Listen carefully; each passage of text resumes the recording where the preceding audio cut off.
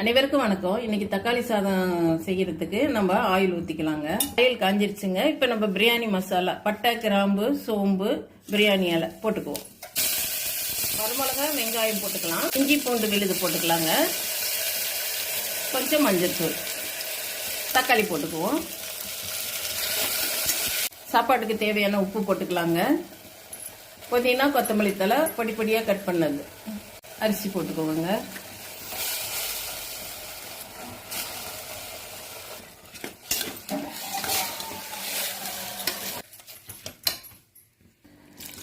ஒரு டம்ளர் அரிசிக்கு 2 டம்ளர் தண்ணி ஊற்றிருக்கேங்க.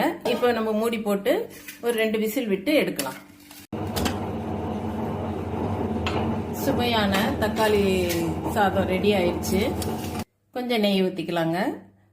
நீங்களும் இது மாதிரி செய்து பாருங்க, எப்படி இருக்குன்னு சொல்லுங்க. பிடிச்சிருந்தா லைக் பண்ணுங்க, ஷேர் பண்ணுங்க, சப்ஸ்கிரைப் பண்ணுங்க. தேங்க்ஸ்.